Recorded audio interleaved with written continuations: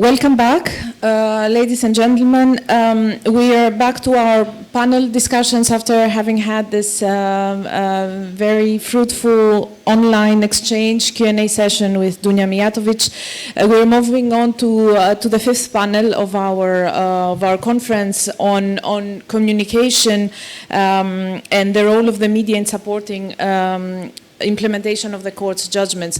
We started discussing on this very important topic with Dunja, and what triggered the inclusion of this topic in this panel is the fact that although a lot of free speech judgments of the court pertain to the freedom of the press, to the freedom of the journalists to do their job right, and although many of the court's judgments or all of the court's judgments generate newsworthy items, we have established through this project and beyond that it remains difficult for us to not just civil society but institutions as well to generate attention of the media on implementation matters. We have seen that some visibility being generated at the moment of the delivery of the court's judgment when the subject matter is of national interest, if we are lucky, but then publicity and coverage stops there. And this is a pity because really media coverage can amplify our efforts, can put pressure on authorities to act on court judgments and to mobilize public support for reforms. So we have put this panel of great experts together to try to explore these matters from different perspectives. So we will first hear the perspective of representatives of the international journalism. We will pass on to national the national element, how national journalists see these matters, how they can be more well trained to follow these matters. We will hear a success story of how advocacy work, when it is well linked with knowledge of how to communicate to the media, can push reforms forward.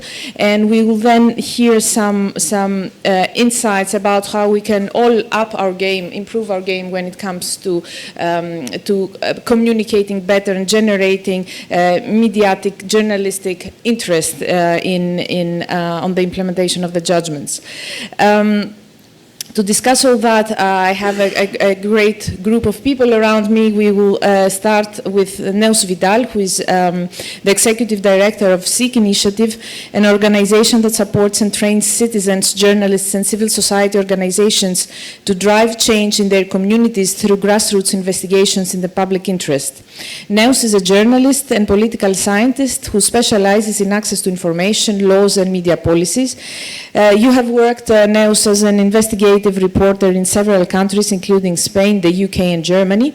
And before joining ECK, you were in charge of monitoring violations of media freedom at the European Centre for Press and Media Freedom, and you have taught journalism at several universities, currently being on the advisory board of the Rule of Law Programme Reconstitution. The floor is yours. Wonderful. Thanks a lot, Giulietta. And yes, so I'm really happy to be here talking about communication and about journalism. Generally, I wanted to sort of structure my intervention today in these 3 points that you see up here. So the first one is why media outlets, why journalists don't really care about implementation of judgments, and that hopefully is the most negative part. But then we move into the most positive one, which is how do we engage them, and also some possible collaborations between media, citizens, and civil society organizations. So, yeah, right. So the first one, I could just title that one, why is implementation not sexy for journalists? But that's the reality we've got, right? So implementation, not just of judgments, but pretty much of everything, policy and so on, is against the media logic. Why is that? Because it's not immediate, It requires lots of investment to follow it up. It can be hard to understand, and I think most importantly, hard to measure. And it might not even have a resolution. So if I'm a journalist, then I invest some resources into covering that, and then there's no publication about it. So that can be a waste of time. So we are not off to a great start. This is what we have to work with. But on top of that, there's something that I've called structural and contextual factors that I think you need to take into account when trying to also contact journalists to follow this, which is the situation that most journalists face across Europe. And the first important thing is that most media outlets are underfunded and they're understaffed. And I think someone mentioned yesterday the cuts by US aid.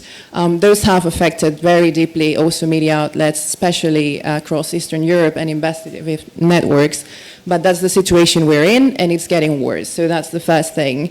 Second one is that most journalists have actually no legal background at all. So this can be very hard to understand. Implementation judgments, they're very hard to understand if you don't really have a legal background. And then you think, okay, I don't understand it, then how do I explain that to my audience? That's also a very tricky issue. And I'm pointing that out because I think if you can solve some of these issues with your help, then we're off to a great start when collaborating with journalists. Then the third one I wanted to mention, we don't usually mention that when talking about journalists, but like courts, and I know they're improving, and I know they're improving their communication strategies, and they're hiring people for that. Could be talking about that for a lot, but they're not really good at communicating still. So it's not really unfair to us, like, do journalists actually know that there has been a judgment? Because in many cases, they just don't know. They don't follow it. It's not really up there, and there's very important things that they just missed out on. So there's that. And again, just going back to the implementation, look at the state of the world right now. Everything changes, not within days, but within the minutes.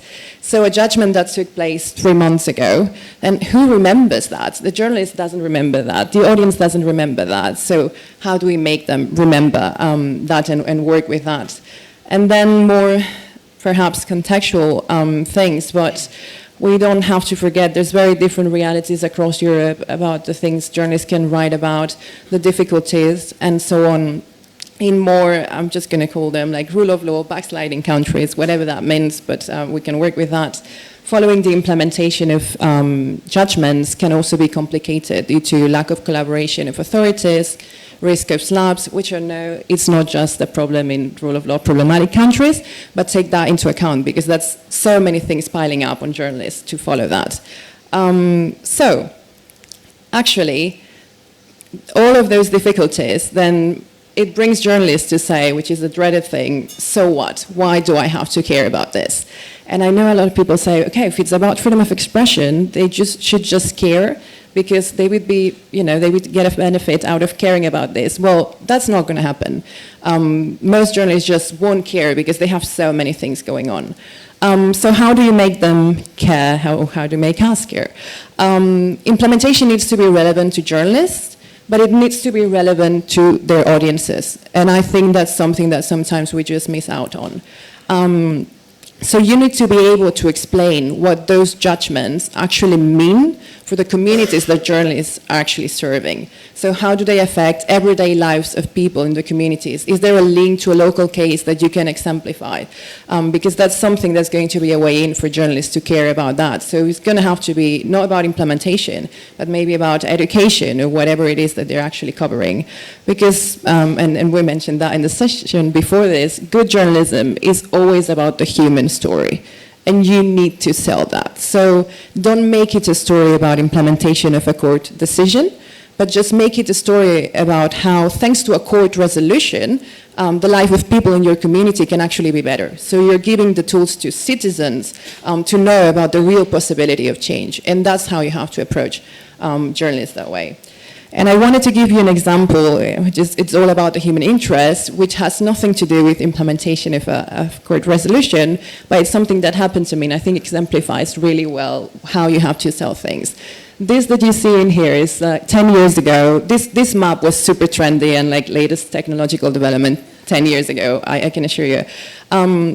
So this is a case when I was working on El País that we did. I went back to Barcelona. We had just enacted the Freedom of Information Act.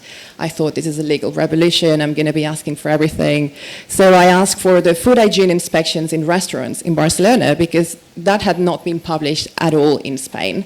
And it took me a while to just go to the information commissioner and do all this legal case. I was very proud of it, and I went to my editor and was like, I want a little piece to tell people how we did this and the legal things. And he was like, look, I'm going to give you that little piece if you want, just very little one, but I want the human angle in this. So he essentially wanted them up with the bad, worse, and incredibly bad restaurants in Barcelona. He also sent a reporter to eat in those restaurants.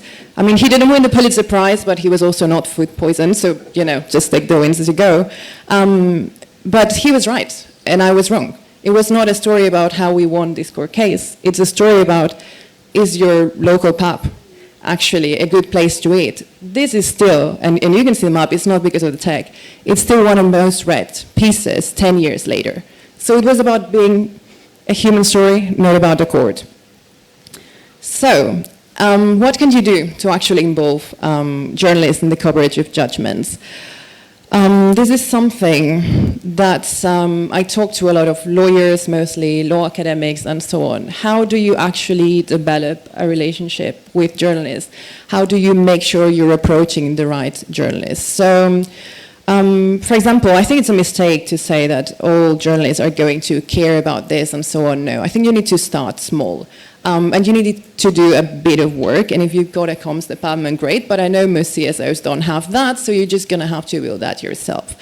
Which is, first of all, map the publications and outlets that could be interested in covering that case. And how do you know that? Like, look for people who've already published about that topic, because chances are, if people never care about a topic, they're not going to care just because you go there and tell them that this is important. So that's something that's really important. What is the angle that they use? What is the language that they use to talk about the topic? Use that language, use that angle, use that way that they're actually using for the audience.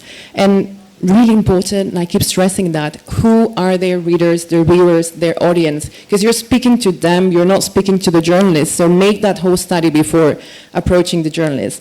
Right, and then maybe you find a publication. Now you found the journalist, actually the name of the person. Be bold here, I would say. Just go and approach them, talk to them. If you have a panel on whatever topic, just ask them to be a moderator in the panel. Journalists really love to travel. They really like to speak more than they should sometimes. But like, we're like that. So if you ask us to do that, we'll do it, and we'll start developing that sort of relationship. And I think that's important. Just go, approach them very boldly. I think it's really important, because it's all about that. It's all about building that mutual trust.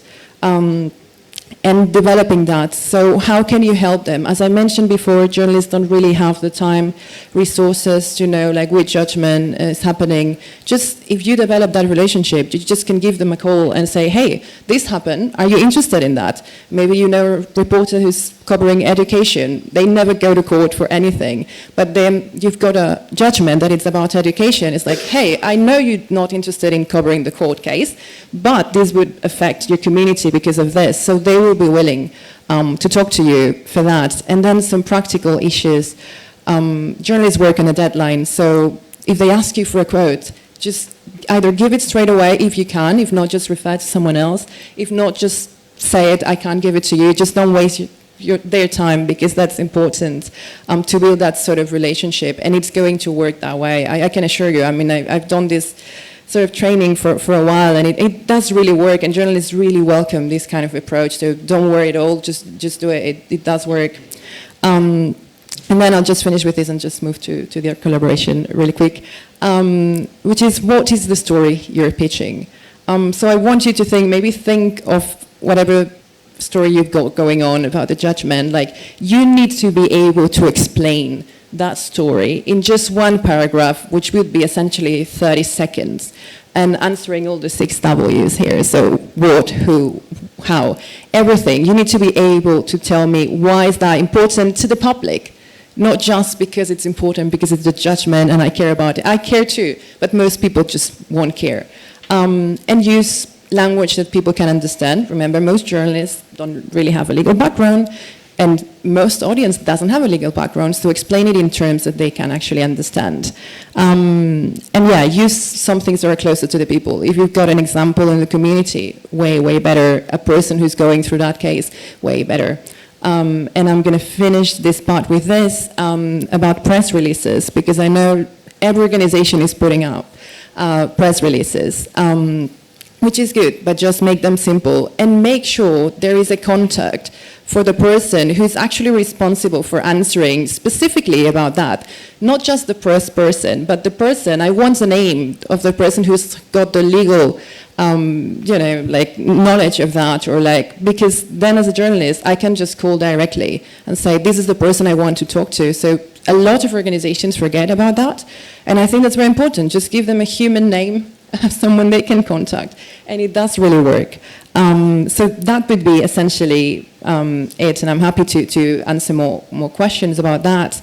And then I wanted to just very briefly, because I know I'm running over time probably, which is about the collaboration between CSOs, media, and citizens. And here, I'll just give you a couple of examples which are not related to these judgments particularly, but I think they're interesting, and I think you have to think that way, which is what can I do for the media? What do you have that the media doesn't have, which is the time to focus in a specific issue, the knowledge that's really on the point, and the legal knowledge for that. So use that to think about collaborations. Think outside the box, because this is important.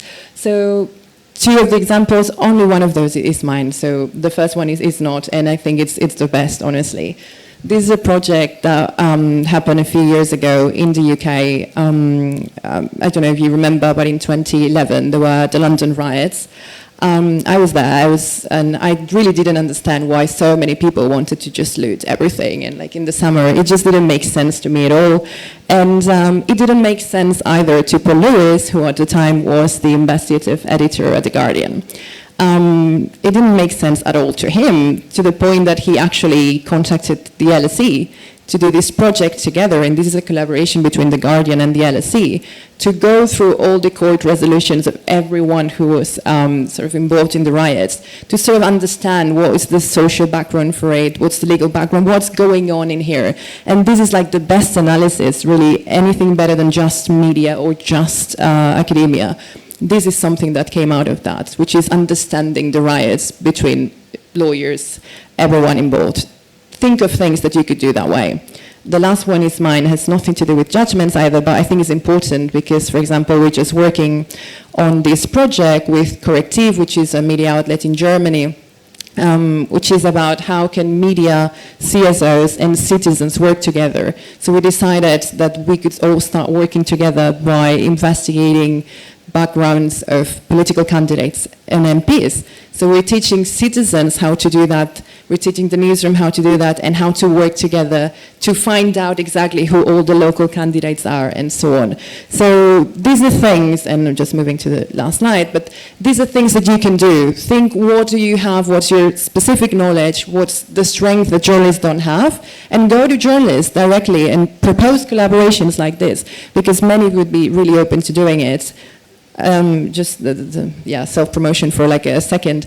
I'm working at an organization that actually does this sort of collaborations with CSOs and media, so if you've got an idea, something you would like to do, we're always open to collaborating. And yeah, that's it. Thank you so much, Neus. So many interesting ideas that you shared with us. I keep 2 of your main lines of thought, which is the need to tell the human story, which I fully understand, our constraint being only related to the nature of the implementation procedure, which is lengthy. It is a technical, legal / political diplomatic procedure, and it takes years, and in those years, sometimes decades, and throughout this often very lengthy periods, we have devastating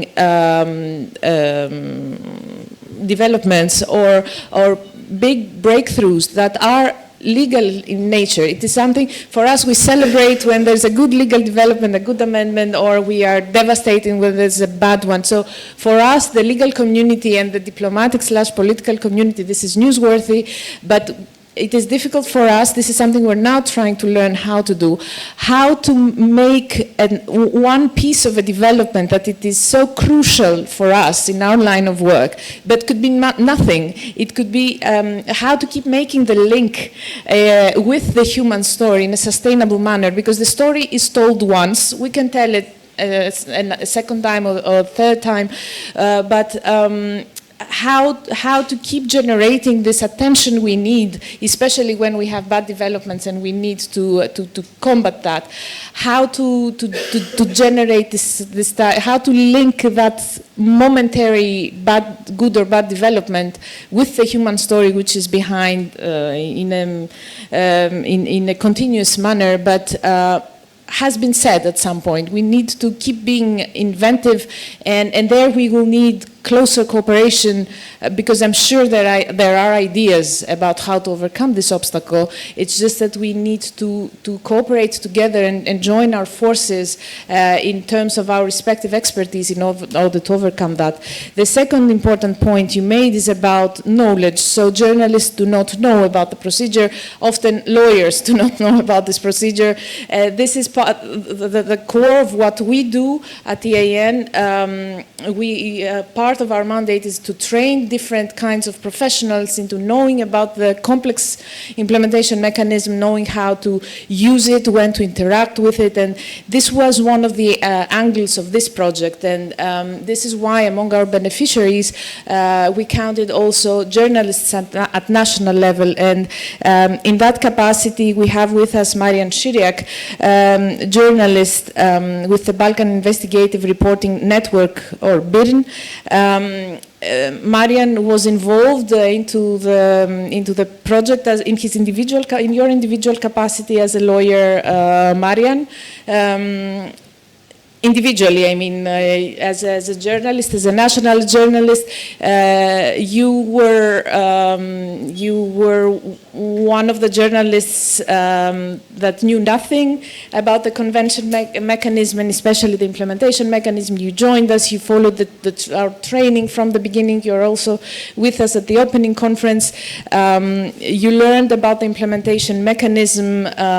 You produced articles on the free speech judgment that is pending for implementation in respect of Romania, and we would be thrilled to know, because this is our way of trying to tackle this lack of knowledge caveat there, and we had to start somehow, and this was also a test case scenario for us to see how it went. We are very happy on our side with how it went, but we really look forward to hear your experience from interacting with us in the context of this project. Just to say that you have worked as a journalist since 1991, mainly covering politics and human rights issues. You're currently correspondent for Romania for BalkanInsight.com and editor of Romanian platform Synopsis. The floor is yours, Marian. Thank you. Still waiting for the presentation. Okay, I found the solution. Okay, thank you. Once again, very briefly, I'm a journalist, and as Julieta said, I was cooperating with European Implementation Network since the beginning of the project, being nothing or almost nothing about the European Court of Human Rights, and especially about the implementation of judgments.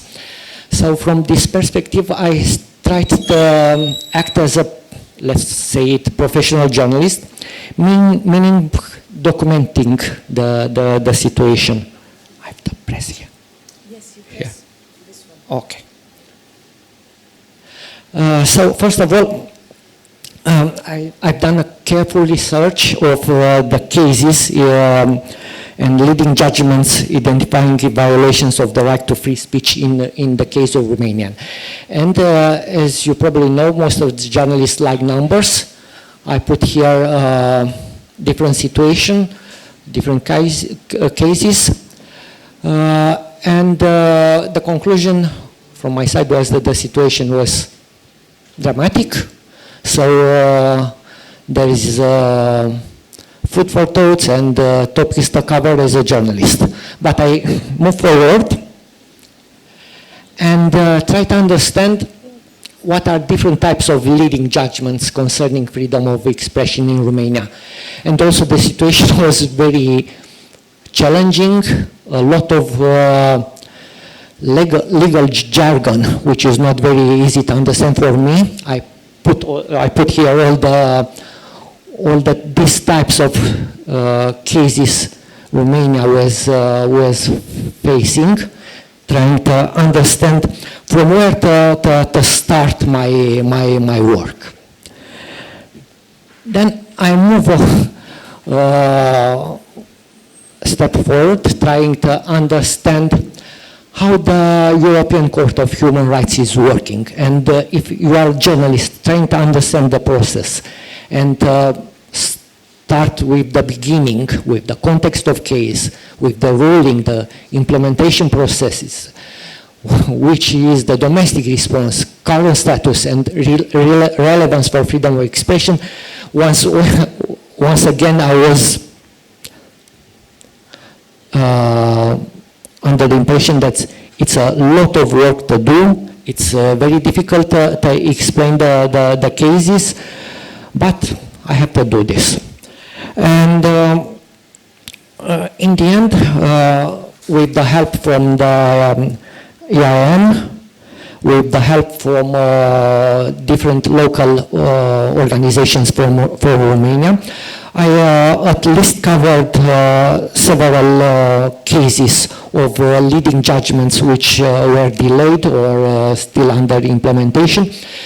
And I don't want to speak too much because already you mentioned the case. I try to focus on the human perspective of the case. I try to speak with all the people involved, or most of them. Of course, I try to keep balance, to be informative, to try to find the best way of presenting the information in order to grab the attention of the public. I'm proud that I produced several stories which are, from my perspective, good enough. The problem is I'm not sure how impactful the story there was. Besides, I tried also to find another topic which should be much more relevant in this case, and I've documented and reporting of slap cases in Romania. Again, the numbers are, let's call it, impressive and worrying.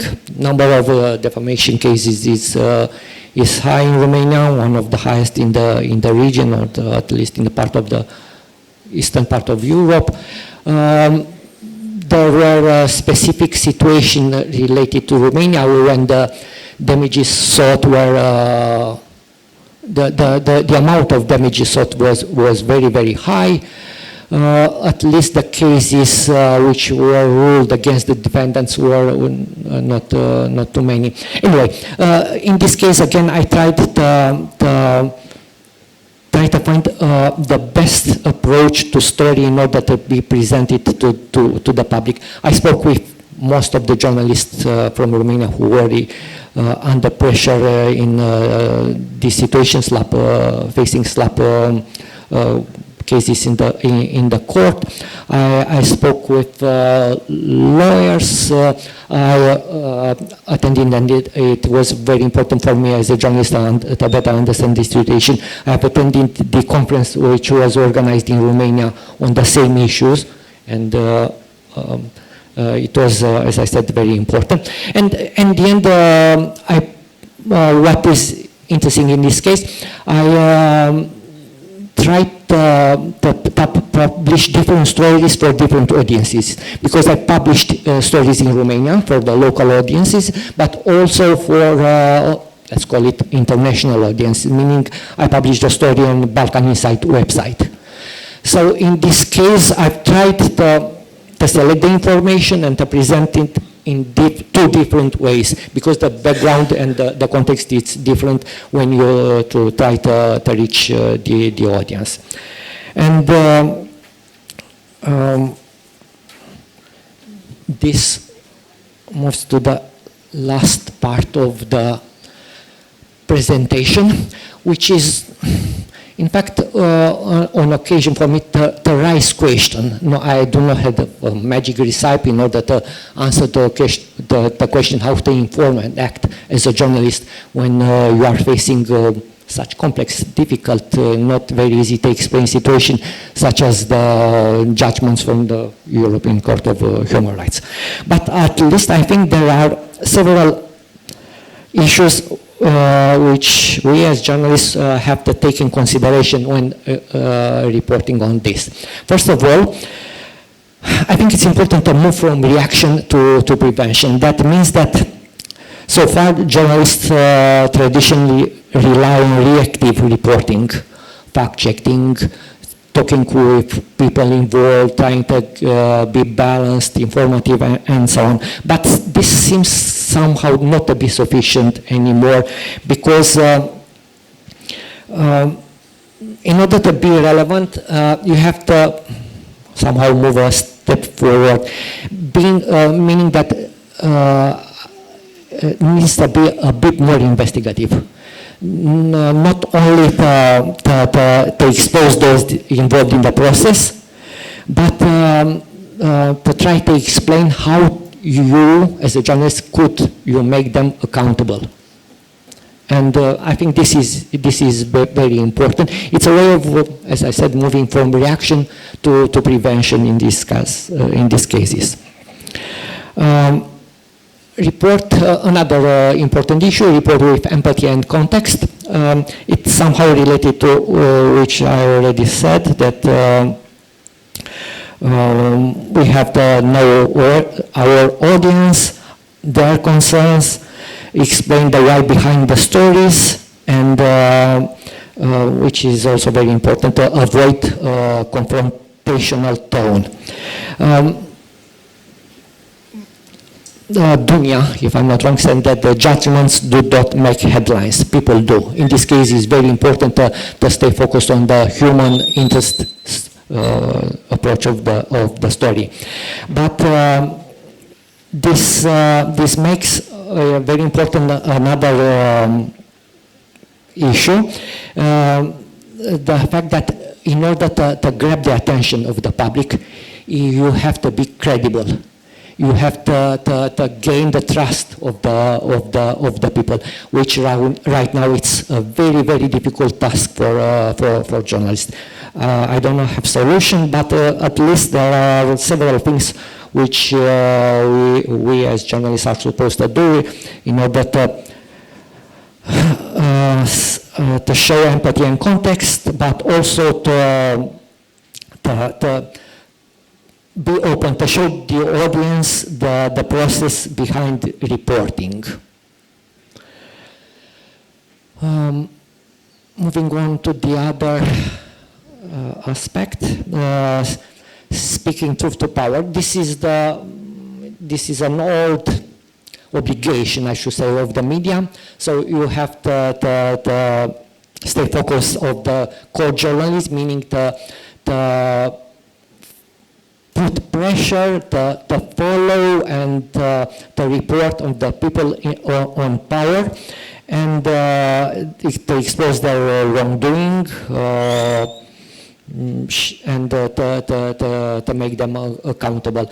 Nothing new is here, I should say, from a journalistic perspective. The problem from my point of view is that there are new tools available right now which could help you as a journalist in order to do this. I mean, using video, you should use social media and any other tools related for artificial intelligence for this. This is, from my point of view, one of the most important aspects that we taken in consideration by us journalists, but also by organizations involved, because it's not enough to speak the truth. it is important to deliver it to the people and to find the proper way of doing this. And now I'm coming to the last topic, which I believe is important, building audience resilience. It's well known that we live in a fragmented and emotionally driven media environment.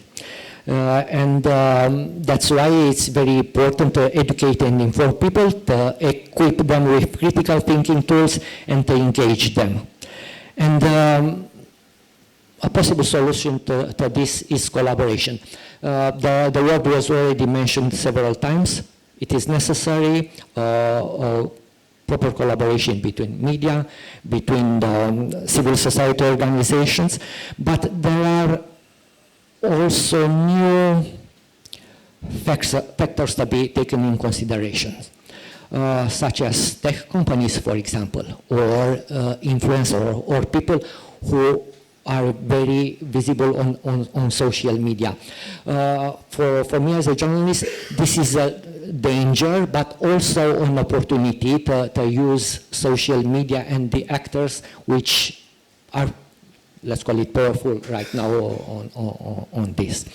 But the main idea is that collaboration is very, very important, and we have to need ways to improve it. I think that's, okay, just a few conclusions. That in order to have a good project, we need time, cooperation, money, and a good communication campaign in order to put pressure on authorities to do their job. That's all. Thank you. Thank you so much, Marian. You touched upon so many different angles of the challenges we're faced with. Some were already contributed.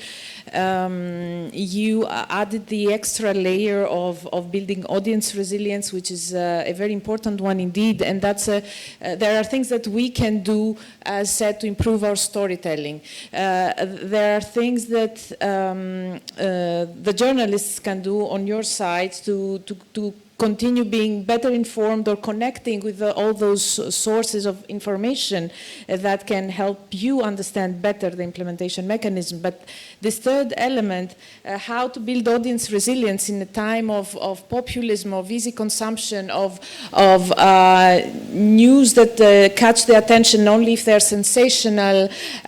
This is a common responsibility, not a single actor. You, us, the international institutions can achieve that. We need collaboration at all levels for that, and for that we need exactly to exchange much more among us, and to continue involving all these actors around the same table when we discuss convention matters, implementation matters, human rights standards. I want to say that I believe that out of the very many great collaborations we've had with all of you, our interlocutors, beneficiaries for this project, we consider our cooperation with you, Marian, to have been a very successful one. We understand what we put you through when we asked you to familiarize yourself with the convention. You outlined how daunting this can be, and so it is part of our task to continue making it easier for journalists and other professionals to know more about the convention. But the outcome was very successful as far as we are concerned, because at least in terms of cultivating your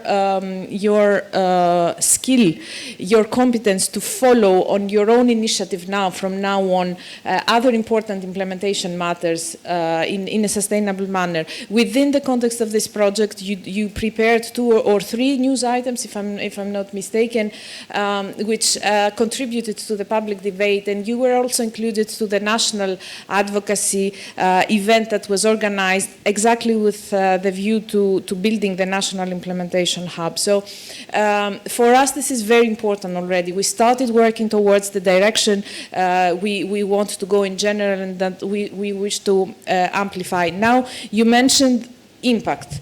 There we can discuss always demonstrating impact and generating impact is the biggest challenge for us. We are here also to tell a story of impact, to share a story of impact, how knowing how to play very well the media game while doing our legal work and general advocacy work can have a tremendous result. And to discuss that, we have with us Michael O'Neill, Head of Legal at the Irish Human Rights and Equality Commission. I need to say in advance, I know, Michael, you don't want me to say those things, that I hold a very great respect for you personally, but also for your commission. Your commitment to convention matters is unparalleled. It has been a great, of great importance to us in our effort to enhance the synergies and cooperation of civil society with NHRIs, with independent authorities, to have such a respected institution supporting our implementation work so much. Our cooperation goes back now already a few years in time, and it has produced some great results, and it sets the record and a very interesting precedent about how things should work, how civil society and NHRIs can work together. You are here to share with us a story of impact in a non-free speech related case, but because exactly we do not have so many examples of impact generated, we still thought it was interesting to hear how it is possible to generate great result if we know very well what the convention is about, and if we have built relations already with journalists, and we keep them sensitized over these matters, and we also know how to play the communications game, as I said. So I'm giving the floor right away to Michael O'Neill, Head of Legal at the Irish Human Rights and Equality Commission, which is Ireland's independent national human rights institution and national equality body. Michael, you lead a fantastic, I have to add, team of lawyers who represent both the Commission and private clients in strategic litigation before all levels of the Irish court system, as well as at the European Court of Human Rights and the Court of Justice of the European Union. A barrister by training, you have worked in the area of public law for over 20 years. Prior to that, you worked at the Luxembourg Court and undertook a number of academic roles in Ireland, France, and the UK. Michael, the floor is yours. Thanks, Julieta. Morning, everybody. First of all, thanks to Julieta and the team, to Vincent, to Cyril, for the invite and for this really, really important event. And also just to Neos and Marion for what is a masterclass in what I've learned in 20 years, you've just heard in about 20 minutes from the guys in relation to media relations. The first thing I'd say is I'm really conscious that I come from a very lucky place. We have our problems in Ireland. Definitely we have our problems in Ireland, but relative to the experience of many of you, I work in a relatively benign environment, so I'm not being naive in relation to the challenges that you have, but I do think there are common experiences that may be useful to talk to you about. Ireland is unusual as well because at the moment we have only 2 cases pending implementation, believe it or not. Our problem, however, is that if Romania has a bad track record in terms of duration, both of those cases now are well over a decade pending implementation. So what I would say about Ireland is after independence 100 years ago, we had 2 generations of very poor human rights records internally. Things improved in my generation, the 3rd generation, but we have what I like to call blind spots. Areas where the state is very resistant to acceptance of human rights norms, a lot related to the legacy of the war in Northern Ireland. The second area is in relation to a really long and shameful history of child sex abuse in homes, but also in institutions and in education. And so the case I'm going to talk to you about today is a case in relation to the failure of the state to compensate adults who 50, 30, 40 years ago were sexually assaulted by teachers in schools. Now, I need to explain slightly the context as well.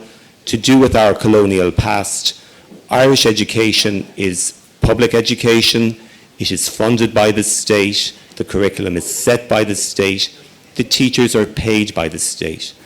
But because we were a British colony and because the Irish population, for many various reasons, was not happy to accept the administration, education is largely still run by religious organisations. The buildings are owned by religious organisations, and strangely, even though I'm a teacher and I work paid for by the state, my employer is largely religious organisations. That's a historic hangover in a country where religious congregations have become less and less important. But it's really important in the context of this case. So this case relates to a woman called Louise O'Keefe. Louise went to school in a really small rural country school in a beautiful part of the southwest of Ireland 50 years ago. But the tragedy is that Louise and dozens of her classmates were raped and assaulted by their school teacher. And so 27 years ago, having already engaged with the Irish police, 21 former pupils from the school gave statements to the Irish police, and the teacher was prosecuted and jailed. Having done that, then Louise, 27 years ago, took a case against the Irish state. And her argument was very simple, which was that the Irish state delegated responsibility for education to churches, but didn't place any system in place for the protection of children in those circumstances. So there were no child protection guidelines until the 1990s. And everybody knew there was a problem, but the state simply turned its face away and played denial. And so as a result of that, the Irish state had a responsibility, as well as the schools, as well as the teacher, the Irish state had a responsibility.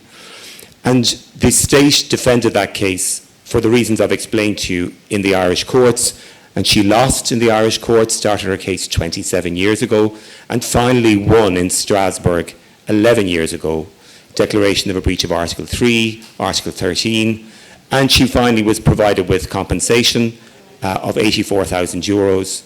And the state was very quick, having learned in relation to the other case that it's still refusing to implement. It was very quick to pay its compensation. It was very quick to work the system in Strasbourg to say, we're all over this, we're on top of this. And it immediately gave a commitment to Strasbourg that it would implement the judgment more generally. And so the history of the last 11 years has been the state introducing 2 administrative compensation schemes, which were designed to exclude people. Crazy conditionality. Give you examples. You must have applied by a certain date. The date was 18 months ago. You must have commenced legal proceedings, but then stopped legal proceedings. The most bizarre condition was that you must be able to convince the compensation scheme that but for the fact that the state didn't have child protection measures in place, there was a good chance that you wouldn't have been sexually assaulted. I mean, the very idea of it is just Orwellian. So for the last 11 years, the Commission has been actively involved in this. And I think Rule 9 has been really, really important for us.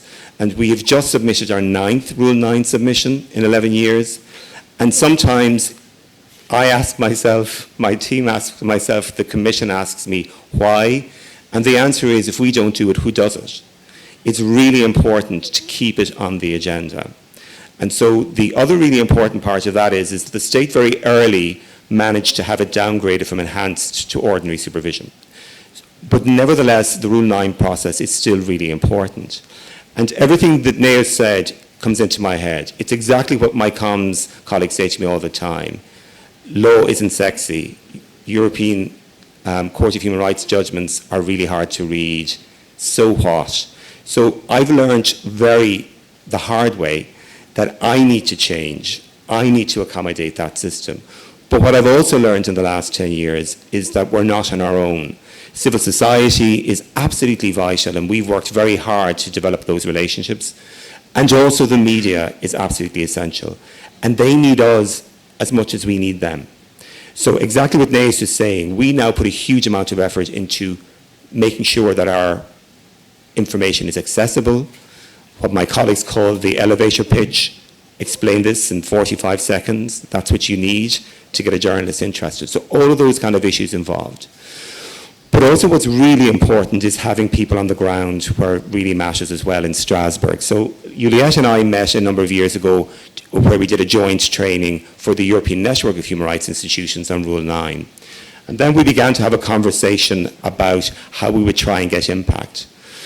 And I was really conscious that we were coming close to the 10th anniversary of Louise O'Keeffe winning her case in Strasbourg. And Louise is a remarkable person. Despite all of the challenges, she will always do media. She will always tell her story. And the importance of the storyteller is just so absolutely vital. And she's compelling, absolutely compelling.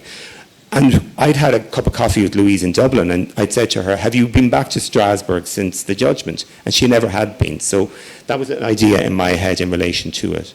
So with the help of Juliette, having done a huge amount of work on the ground with journalists, and a lot of what we do as well is we don't necessarily only engage with journalists when there's a story in it for us.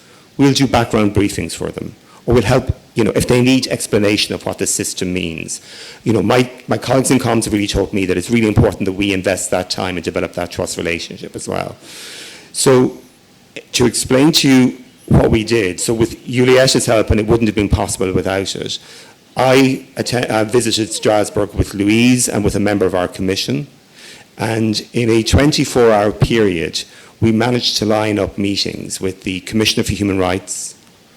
We attended the NGO briefing 6 weeks in advance of the Committee of Ministers meetings and gave a briefing, Louise providing a briefing and the Commission providing a briefing. We met with the Department for Execution of Judgments. But throughout all of that, we had peppered significant media interventions at home. So just to give you an example, we were meeting the Commissioner for Human Rights at 9 a.m. At 8:30, our Commission member was on the most listened to political programme in Ireland on the radio, explaining why we were there. Then we had our meeting.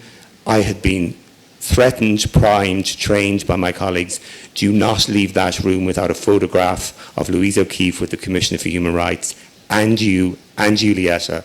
So that was the first thing, literally, photo taken, back to Dublin, press release going out.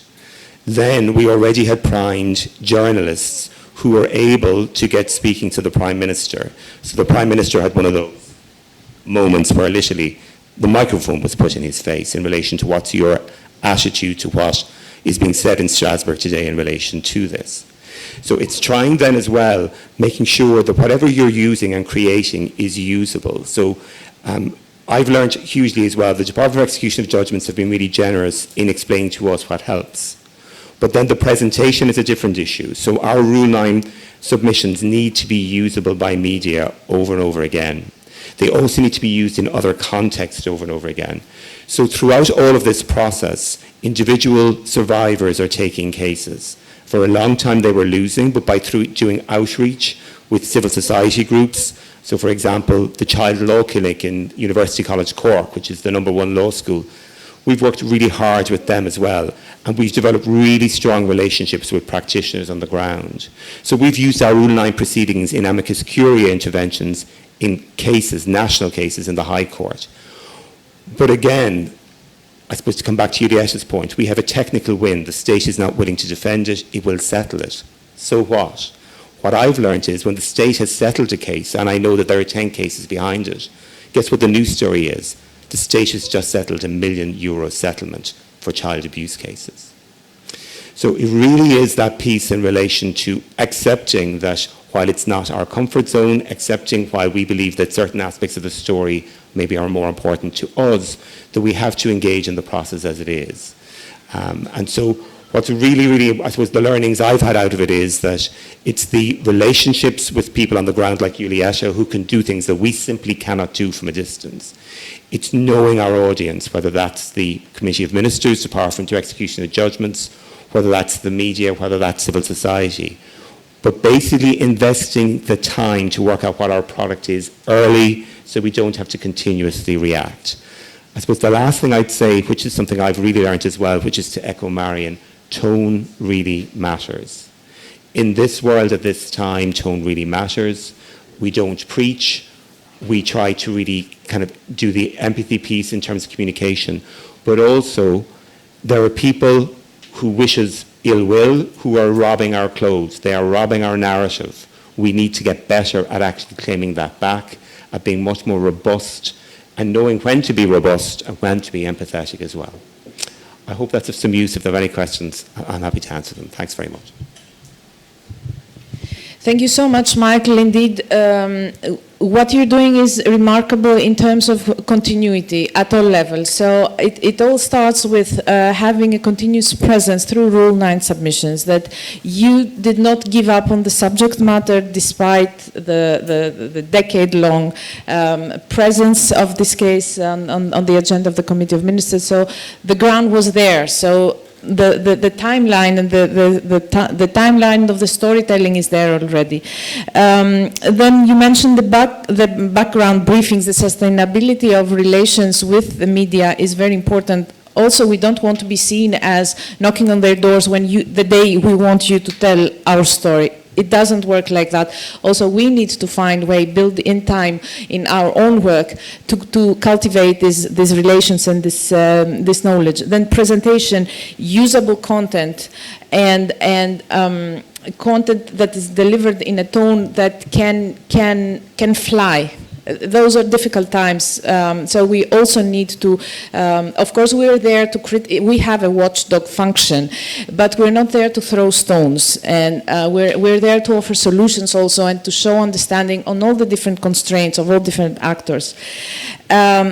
But also, if I can say so, the readiness to nudge the authorities, so the independence of the actors doing this type of job. As NGOs, we have this presumption of being more independent.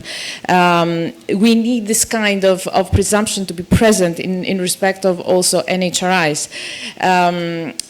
So your fearlessness in confronting the authorities, not being afraid of if you get on the wrong side of them, it has also been very important. And what this has generated in the context of this case is a huge mediatic attention on that day, as you described it. And for us, what was mind-blowing was how immediate the impact was. So settlements, not only was the Prime Minister asked questions even before we met with the Committee of Ministers, but the immediate impact was for us unprecedented. So cases started being settled again after a long period of pause, and also we started the discussions again on the necessity of the adoption of general measures. We're not there yet. We need to continue, but for us that was a great lesson learned, and thank you very much for being here to share this story with us. We have heard from different actors on their own stories and experience with engaging with the implementation mechanism and reporting about that, the different challenges, different tips already. We have built a basis of useful information already, but I think that we also need the advice of someone who is an expert in giving that kind of advice, who has made it a lifetime and professional commitment to educate different actors in tailoring their comms work according to their line of business and according to their audience. I'm very happy to have with us Philip Doyle, who is the co-founder of One Step Beyond, which is an agency for strategic communications, campaigning, and hope-based narratives. Philip, you are a communication and campaigning strategist and narrative expert, but you also have an activistic background. So following your international work as a direct strategic advisor and campaigner, you joined Amnesty International in Austria as communications and campaigns director. And as co-founder of One Step Beyond, you're currently working with progressive organizations, companies, and experts on communication strategies and narratives change. We have briefly cooperated together in the past. You have also, through this cooperation, furthered your interactions with other types of institutions doing work on implementation matters. You cooperated with the Office of the Government Agent of the Czech Republic recently in a very successful manner, exactly on implementation matters.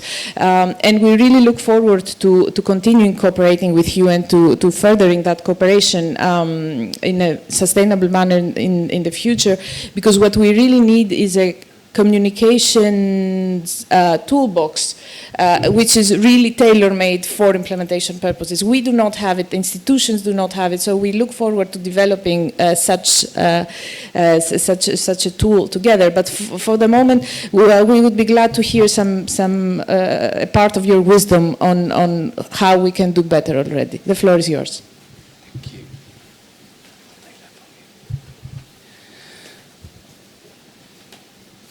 Yeah, thanks for having me here today. I was planning to come with the communications hat on yesterday, and I had a lot of time my campaigning hat on as well, so it was really interesting. And what I tried to do in the next 10 minutes, just to give a little bit of an insight of the mindset that I try to foster as part of my work. And I consider myself being part of the human rights movement since 15 years, and I had a big learning curve when I was able to work with Amnesty International, and arriving there it was clear that we had to change the communication or the ways we used to communicate, and I'll give you a little bit of an insight about that. Okay, I've got a lot of presentations with very little text, so slides. Does it work? Technology. Okay, that's basically Casino, my business partner and myself. We do a lot of consultancy work with organizations from UNHCR to all the others. Are you doing? No, I can do that. That's perfect. So the golden nuggets from yesterday, you know, having looked at it a little bit from the outside. So you're working on individual cases. That's wonderful. I think you mentioned the opportunities it give you to really communicate with the broader audiences. The second part is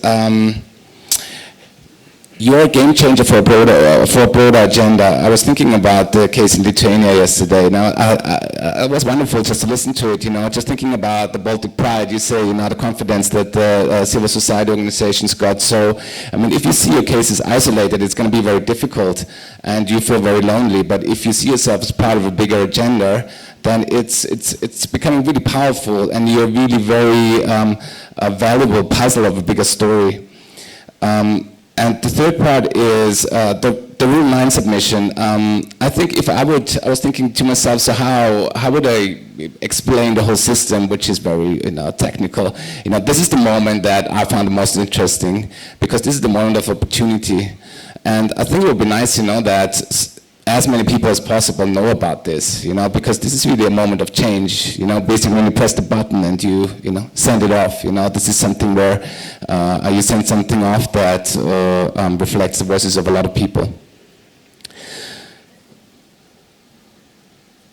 So what I find very interesting, we've got a lot of language on human rights violations. So we talk about it all the time. You know, we're obsessed with it, and it's very important. It's a very important part of our story. You know, there is an example of Amnesty, how it used to, and unfortunately sometimes still does communicate. Well, what we need language for is the enjoyment of human rights. And I was very fascinated when I go to organizations and I asked them a question, and the most difficult questions or a question that they struggle with a lot is the following, is how does it look like when you're successful?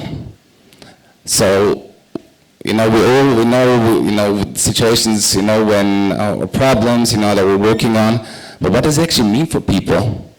You know, because everyone, you know, your work is changing people's lives. And how does it look like when you're successful, and how does it feel like? And not only for the people, I mean, here's an example from Amnesty, very interesting. You know, when I came in, we said the Amnesty moment was a desperate person in a cell. And we actually thought, is this the Amnesty moment? What are we actually here for? Why are we going to the office every day? And then we'd say, well, actually, you know, it's about a person leaving the cell. And then we thought, actually, you know, the nice moment is when, you know, a person leaves the cell and hugs their loved ones. And I thought, like, okay, that's the Amnesty moment. So whenever people ask me, you know, how hard is it to work for Amnesty International, I said, look, it's a good space. It's a place of hope, and it's a place of solutions. So yeah, it's fascinating that even an organization like Amnesty can show hugs.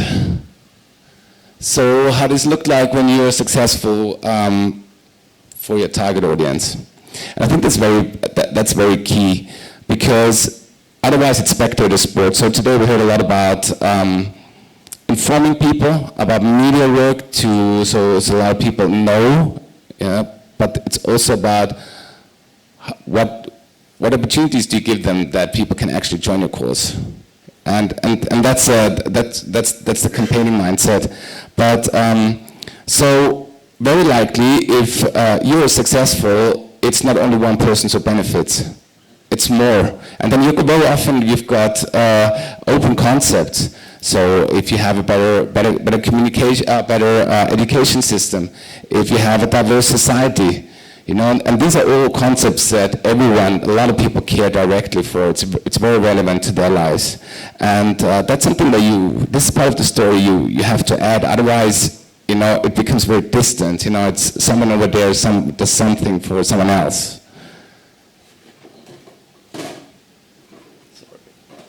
So if you don't know so this is my son, I promised him to include him in my presentation. So if you don't know how it looks like when you're successful, it's like, the question would be where we're going. So I know where we're going away from, but where are we going to? And mobilizing people, you need this part of the story. You need to tell them also where you're going to, what's your vision? Why am I better off if I join your course? So a very important question is from them to ask me, show me this worth acting for you, joining your course. And you have to do that, otherwise, just highlighting a problem. Anna Cenko-Sori, a researcher in the US, said one time, people have got 99 problems, they don't want to have yours. And they have got busy lives, but being part of a story, being part of a solution, being part of enabling other people to have a better life, that's something that people are very much willing to spend their time. And then you have to tell them what to do, what do you want them to do. And that's something that I mentioned before, and I think we should not stop short. So when you talk to a wider audience and talking about public mobilization, do you want them to be on the stands, or do you want them to be on the pitch with the audience that you communicate? And I think, the magic happens when you have many people on the pitch, and that's how it should feel. And often the human rights movements, they communicate, and please listen to me, and here I tell you this story, and then I say, okay, what can I do? And then they say, well, just stand there, and then the next thing happens, wait the next 3 months. But it's just really important to feeling it's all one story. So make sure you get your audience on the pitch. Yeah, and then about the inclusive language, obviously, and I think I tried to basically, so what the message is, if you value me, then talk in a way I understand you and make me part of your story and your solutions. It's really rude to talk with people in a way that they don't understand you. It's just not nice, and I don't listen to you, and probably don't like you very much either, if you constantly keep talking to me in a way. Here it was excellent, what's really interesting is that you're an expert audience, but if you don't invest to find a language that I understand, I don't walk with you wherever we go. So, and you don't have the opportunity to convince me. Going on to narrative work and narrative shifts. So, this, I don't know how many of you know the Overton window. This has been developed by right-wing think tanks.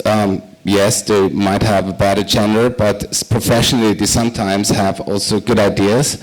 So Overton window, is it not? Thank you. So there we go, Overton window. Thank you so much. So the idea is, how do you change, how do you shift the narrative? And basically, someone who does it very well is Donald Trump these days.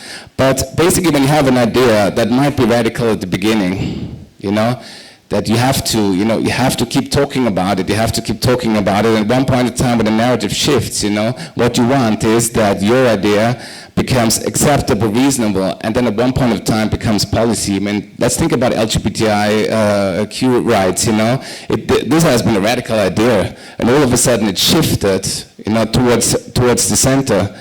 But on the other side, there are also people pulling into the other direction, and what used to be, a popular idea, might seem to be radical.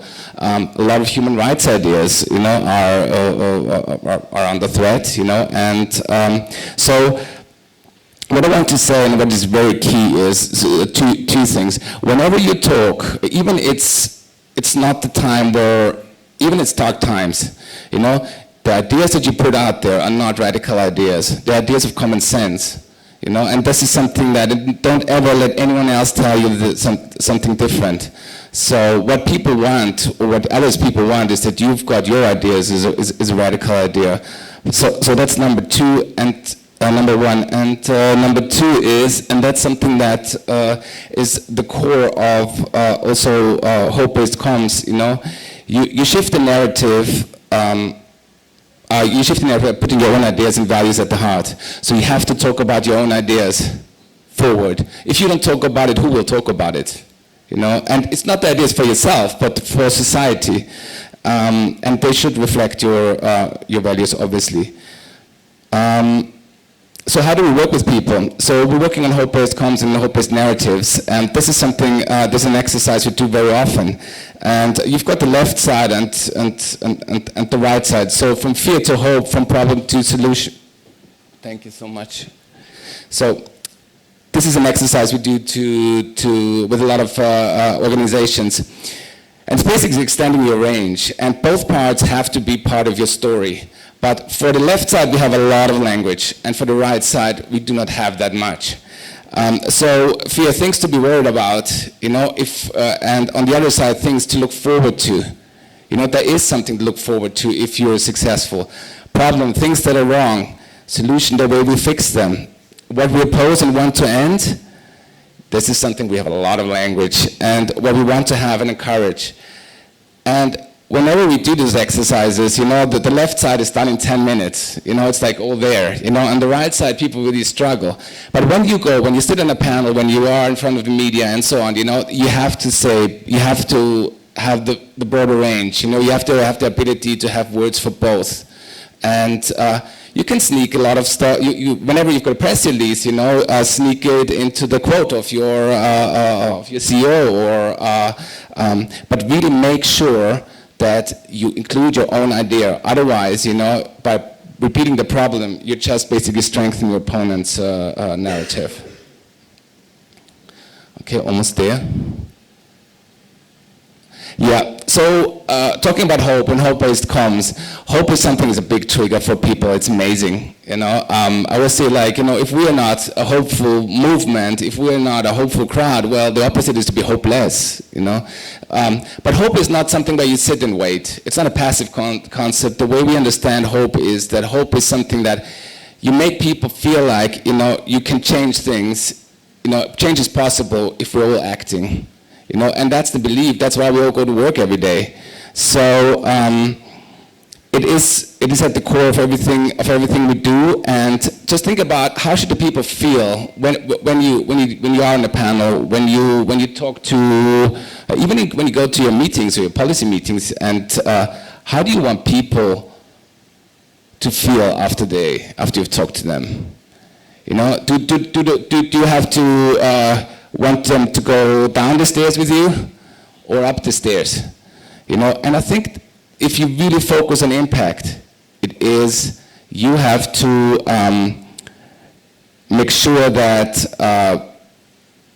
they are hopeful and they think it's worth that they do something, and something that all your communication departments should do too. Every social media post, hey, it's really cool, I want to join this course.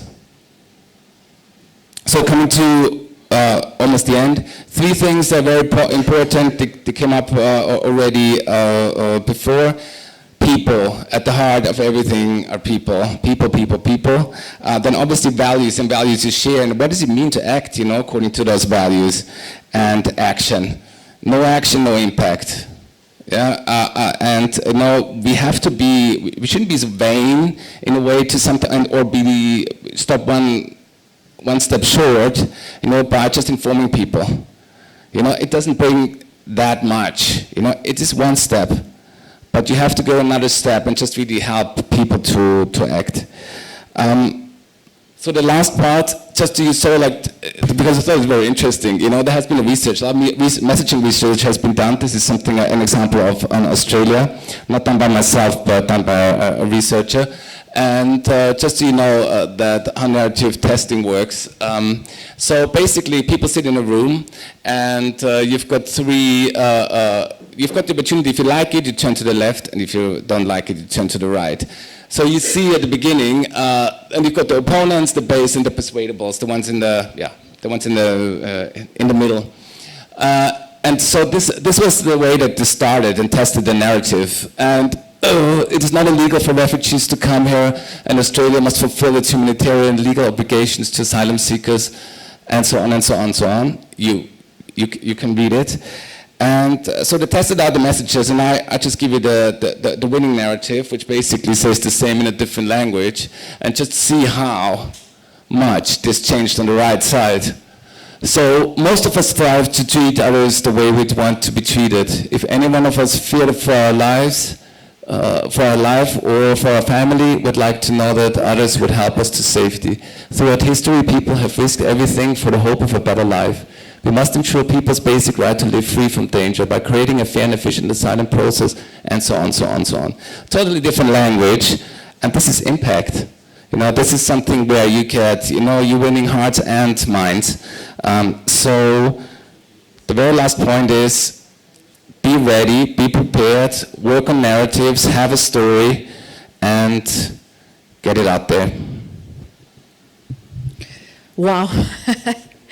Thank you so much, Philip, so much compact knowledge, compact expertise. We have so much to explore together, not just bilaterally, but also our partners and beneficiaries have so much to learn from interacting with you. Very clear messages, very understandable. I will play the devil's advocate in insisting. I'm a tad on my pessimistic side today. Maybe it's because too hot. To say, of course, speaking the language of the audience is very important. What is our audience? One challenge we're faced with is that we're addressing many different types of audience while we're doing our core business. So we need to be there, we need to have time, resources, and knowledge how to adapt our messages for different types of audiences. We need the different language to keep our partners engaged, so the civil society language. We need to speak the institutional language, which is completely different when you interact at a diplomatic level. We need to speak the judge's language, which is an impenetrable audience, it's an unreachable audience. We need to speak the journalist's language, which is also the subject matter of this discussion. We need to adapt, and most importantly, we need to speak the general public's language, and I think there is our most difficult task. So the same message needs to be adapted for at least 10 different types of audiences, and we need to work together about how to create automations around that, because we don't have the kind of resources to effectively prepare all that. And then when we're talking about the general public, getting the audience on our page, you said very correctly, for me, that's where we need to aim at. But how do we achieve that amidst this current environment where everything that is newsworthy is what creates sensationalism, this use of radical ideas, and us being like labeled as people with radical ideas? What you said what we say is only common sense. I could not agree more. We're talking about common sense, common values, and yet we operate in an era where we are portrayed as the radical ones, and we are, at least at the EAN, we very much struggle to change that idea, and we're successful. I am proud to say, humbly proud to say that we start being successful in passing that message. But in any event, I will stop here. Very many things to do together, and I open the floor now for questions. Yes.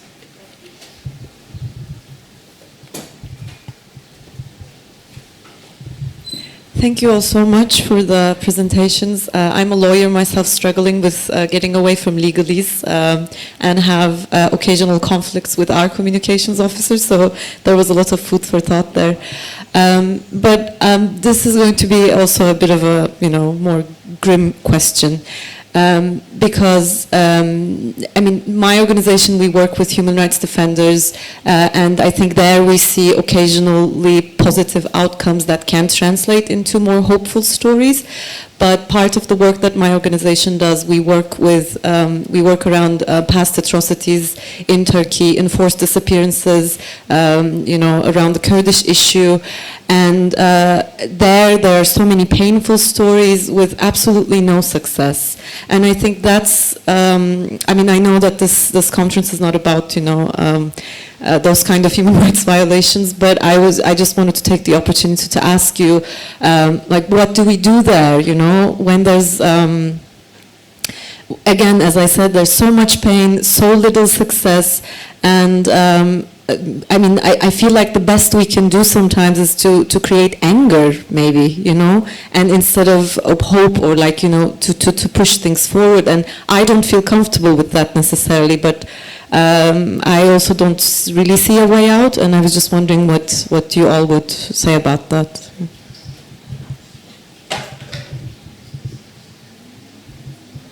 Hello, thank you for being there and for organizing this. I'm Nikita from the Execution Department, and I fully agree with what Yuleta said, that we have to speak different languages, and this is what is done, as I see, by the Council of Europe and also by the Execution Department.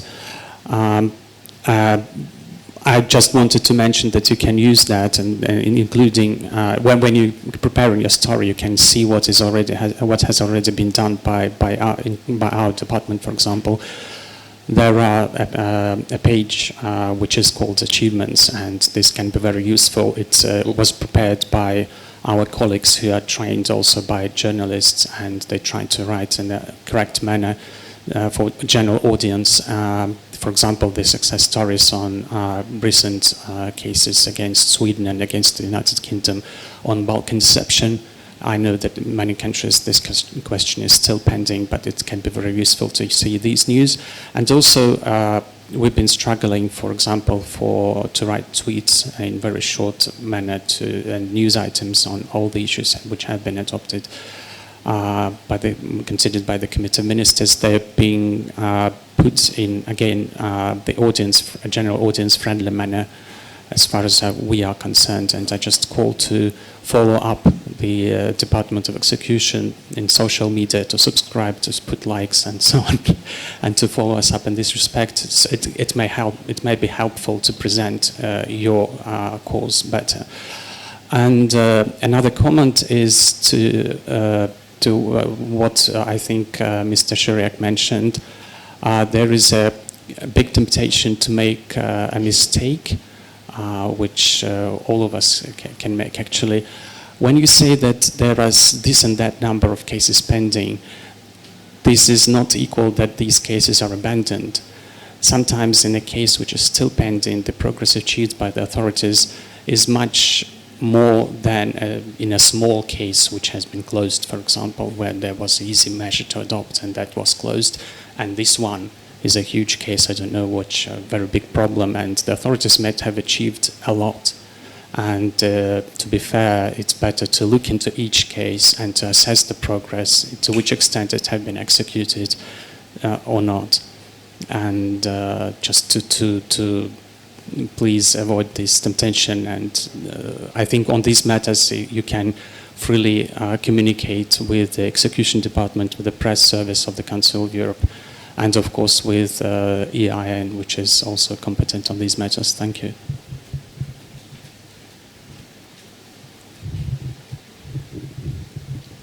Thank you. And to build a little bit upon what Nikita just said, there is indeed a tendency to see cases executed or not. That's not so. There may be a long road full of successes, but a complex road leading over legislative changes, constitutional court judgments, and further legislative changes and awareness raising and so forth. The statistics so far are a bit too abrupt, and we've had that feeling for a long period of time, and it doesn't really serve one purpose, namely to give the governments a sense of recognition of their efforts. We did one big step in that direction in 2015 when we started to have what we call partial closures. I wouldn't say it's really a success because it created a lot of other problems, but because of lack of resources, but at least it ensured that we closed cases as soon as individual measures were adopted, leaving some cases to be the main carriers of the general reforms. This leads me to my further point. I think there are at least 3 moments which are interesting from the point of view of a journalist. 1, the judgment. A violation was found, and some person has a right to something. Monies, reopening of proceedings, be brought together with his wife or his children, or to have his expulsion stopped, or to have his lengthy trial accelerated or finished or something. That is a moment when there is a personal story which could be encountered.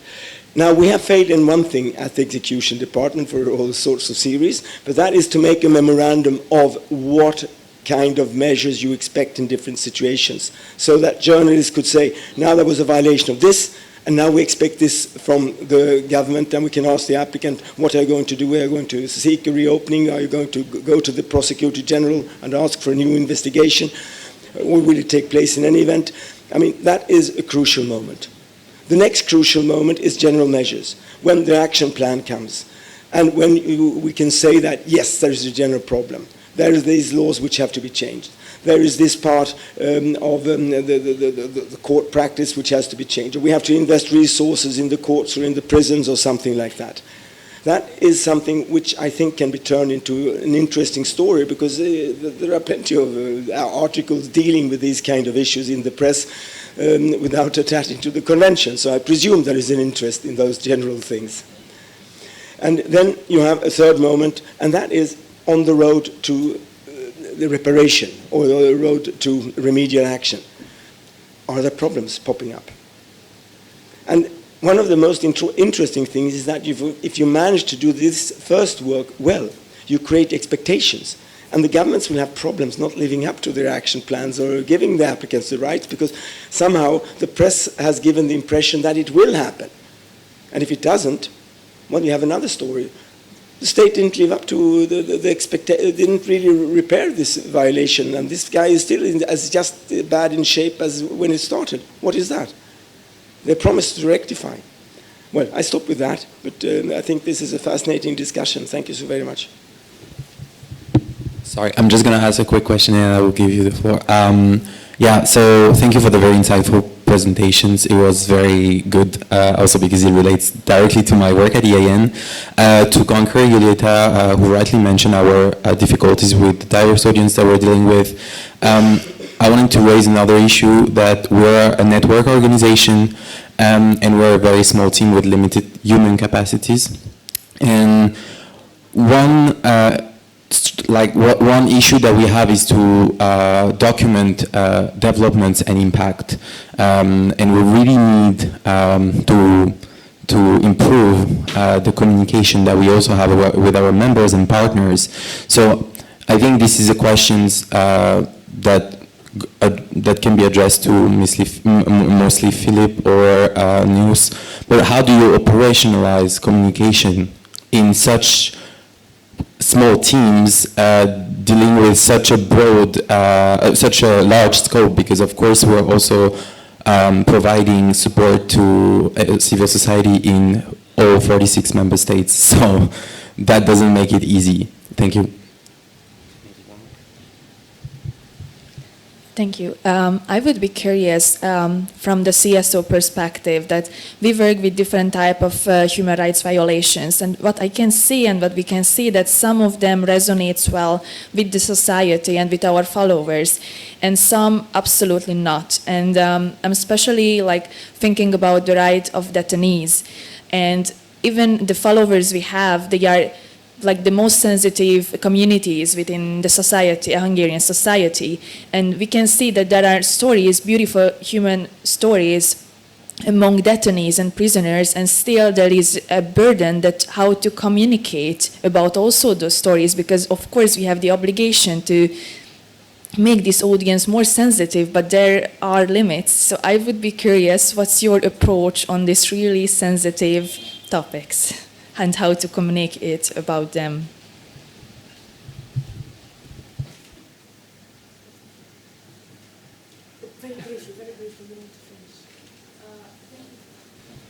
Thank you so much for the presentation. I actually think communicating human rights is pretty crucial for the survival of the movement right now, aside from anything else. My question is for Philip. We have been exposed to the idea of hope-based communication, and we have been trying to implement it at the level of the organization. We've been evolving from the stage of the communication person telling us 15 years ago, you're elitist, you need to simplify your language, to discussions about how simplification doesn't always convey the truth or the accuracy to which we so much care for, to trying to convey very difficult situations in a cynical context, in a hope-based communication. But apart from that difficulty, my question is this. There are groups and organizations whose values we don't uphold, which also have a hope-based communication, and they also have a vision for the future. My answer to the question of what the difference between us and them is a very sad answer, which is they're better at engaging communities than we are. So how do we, I don't know, become better or good, or what is actually the difference? On any insight on it would be very helpful. Thank you. Thank you all. What a very interesting discussion and questions. We did deviate a bit from what was the strict core of the discussion, but this demonstrates the need for this discussion, the need of all different actors to play better, to understand better and play better the communications game. So I'm very happy we're having this discussion. I will first give the floor to the speakers to briefly answer to those questions, and then I will respond to the comments. I will attempt to respond to the comments. You want to start? Yeah, I'll start very quickly, and I think it starts with Adil's question and maybe onto yours as well. It's the big challenge, and I suppose the way we've tried to do it, so I'll give you an example. We were dealing with a case about 16 and 17-year-old boys who were in detention, criminal detention, got on a roof, started burning down their own building, and then were put into isolation. And so how do you communicate that case? But then we were also dealing with a child with a profound disability whose father was not being provided with social security, even though he was sleeping on the floor of the hospital at the time. The only way we could actually talk about that is everybody's somebody's son, and really try and get down to the really fundamentals in relation to the rights of a child. That was our only way. In relation to the historic things, and we have less of it than our colleagues in Northern Ireland would have, but we really bring it back to that fundamental issue of the dignity of the person. So really the person deserves not to be forgotten. The violation deserves to be recognised, and that piece. I think the piece that really strikes me from what Philip said is something that I've really learned as well, is that we spend a lot of time reacting because we want to help, and it's almost like slowing down and thinking a bit more.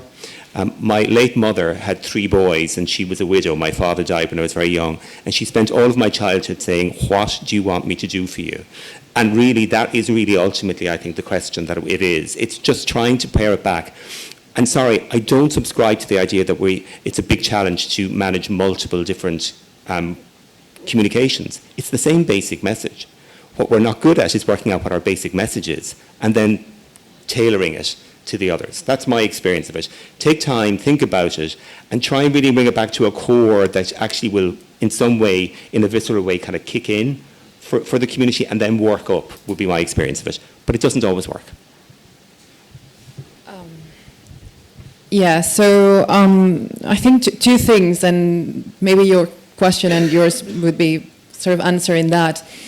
We're talking about media and communications, and I think the logics for what would be comms and what is actually journalism are quite different here.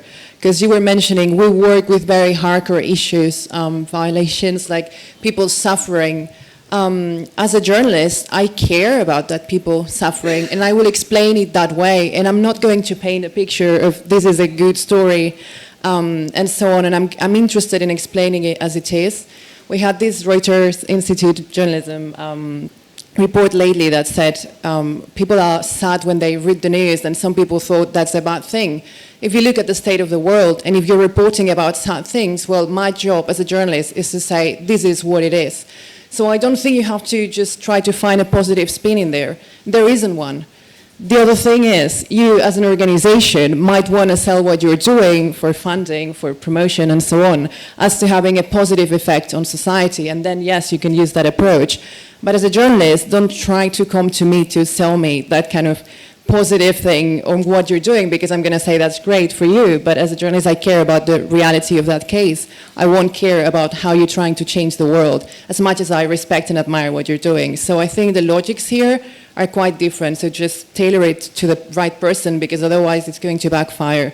Yeah. Yeah, just to add to that, I do think the logic is different, but I think we do all care about the suffering. And I do think we all care. I do think we all. It's because I hear it more often, and we all tell it the way it is. Yeah, this is not advertisement out of the 90s, and not like a good slogan. And I'm gonna slap a fancy slogan and say, "Who everything is good." That would be problematic. We've got a term for that. That would be toxic positivity. If we say everything is fine, just move on. You know. So telling it the way it is, that's the same logic, you know, and talking about it, still worth talking about it, you know. So the first thing I would say is to keep talking about it and say why you're still doing and working on it. There must be a reason why you do that, you know, because if it is hopeless, you stop working on it. So even if the hope is slim, you can add that to the story, you know, and why I should join you, you know, but this is not linked to we're gonna make things fancy and don't tell it the way it is. At least this is the pride I take in communication. Yeah, secondly, so I think that's the answer to that. I love that you said that communication is very important for the human rights movement. I totally agree, and I think we really have to learn a lot.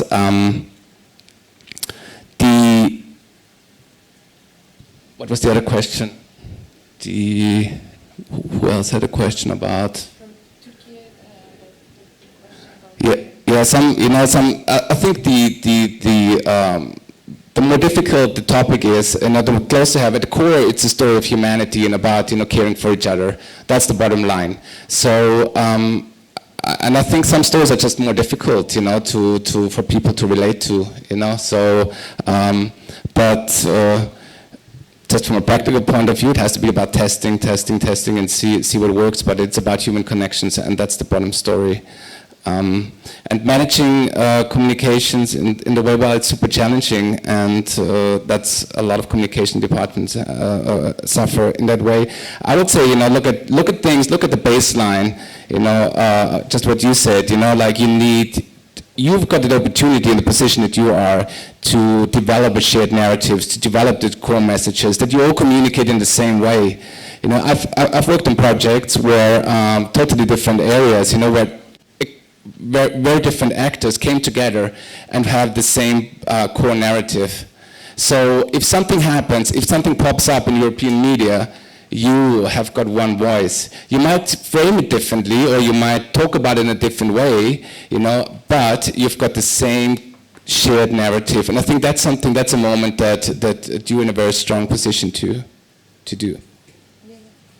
Can I just follow up very quickly on your question? And this is something that really I challenge myself and struggle with, is we are too nice. We are too nice. We are too nice. So somebody is telling you a bullshit story, and we don't say, actually, I think that's a bullshit story. I was at an event in the last 12 months where somebody just turned around and said, that's a dishonest presentation of the narrative. And it was amazing to see the reaction of the person who had just given that narrative, because they're not used to it, because we are too nice. So maybe we need to get better at that. But that context is over. That world has moved on. No, I agree, I hear you. But it's just, and I agree, we have to calibrate it for the environment in which we operate. I absolutely respect that. I absolutely respect that. But a lot of the actors are not state actors.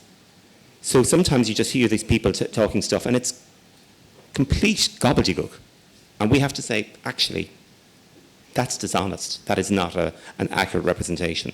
Now, maybe you as comms people will tell me I'm crazy, no. but I really do think more and more we are too nice. I think it's often like, I used to work in the UK for a while, like an English email, you know, the friendly starts, you know, the worse it gets. Thank you so much. Definitely so much to still discuss. And just quickly to react to the two comments concerning the messaging on the side of NGO, civil society, the EAN, in terms of general implementation matters, which goes back in time. It is a beef and a difficulty we were faced when, for the first time, another entity entered the playing field and started talking about the levels of implementation, because until that point, the only voice was that of the Council of Europe and of the member states. And all of a sudden, 8 years ago, a third actor found its way into the, or broke its way into the system and claimed some space. I think it was legitimate. I think it was absolutely legitimate. You cannot have a complete picture about where implementation stands unless you have that angle. Am I doing something wrong? So for a long time, we were faced with this resistance about our own messaging. And I understand we needed to find our way towards the proper messaging. And this is an ongoing exercise. I don't claim that we nailed it from the very beginning. But I need to say that there has been a lot of water under the bridge since then. We're learning from our mistakes. We're learning how to share also the success stories. I very much agree with Nikita that we try to promote achievements as well. We talk about human stories as well. But you also need to take into account our difference in our roles. We do have a watchdog function. We are not there to share exactly the same messages and the same picture, because also the institutions are not sharing the whole picture. And someone needs to be there to cover this gap. And this is important for two reasons. First of all, you need to also understand that institutions, sorry. Yeah, so I was saying that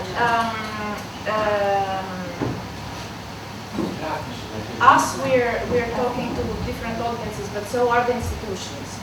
And I think also the institutions need to get better at understanding the multitude of the audiences you are addressing, because by portraying the opposite picture of only success stories, you risk losing on your other audiences, which is the human rights defenders, the lawyers that bring the cases, the lawyers, the victims that keep pursuing those cases. So we see for the first time in 10 years, for example, the numbers of Rule 9 submissions plateauing.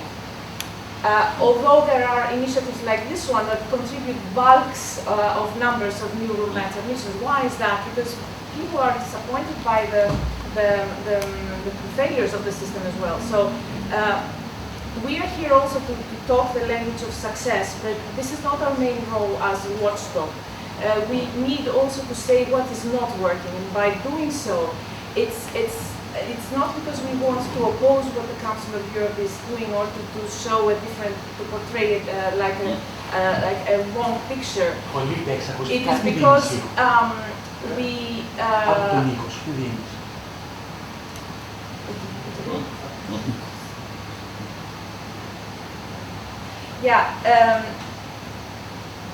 We are also saying part of what institutions cannot say. So we need to move beyond this like nitty-gritty discussion on the numbers. There is no system that can portray the success and seen disconnected from this dual system of closed and closed cases. The Council of Europe itself does not have the Committee of Ministers themselves, they only measure success by closed or not closed cases. And yes, there's a lot of progress, a lot of success throughout the lifespan of a case, but the system itself cannot measure it. So since the system cannot measure it, we also need to understand that while a case remains open, it keeps generating new identical situations. So we need to talk about why it's not working and to try to make it work. And my last point is that we take it on us to do part of the job that is the institutions people would like to do, but they cannot because you're limited by your institutional limitations. So I know that a lot of those messages are messages, we can be your voice, going beyond the messaging that you can no longer do. So we can go online again. We are sorry also for the interruption online at the heart of a very passionate discussion about communicating messages, and I will briefly reiterate my last brief comment, which went into the direction of us being very conscious of the multitude of the audiences we are addressing, but the institutions must be conscious of the same fact and effect, and they need to be aware of the fact that they are also addressing human rights defenders in the field, which are under tremendous pressure. They keep being attacked, and they have to keep being operative under difficult circumstances, and they need to hear a message of acknowledgement of what is not working, to be able to keep on board and keep contributing to the system. And my second message was that we, in our institution, in our capacity of reporting on the situation, on different matters, we are able to go beyond the messaging that the institutions can give. So the institutions can use civil society to further their own messages in what is not working on issues that they cannot really talk about. I'm really sorry, I know Frederick has something to say, but we really need to stop here. We have really went beyond the time foreseen for this panel. We will interrupt for about 15 minutes for the online session. Yes, and then we will have a short break, and we will be back online for the last discussion in 30 minutes. Thank you very much.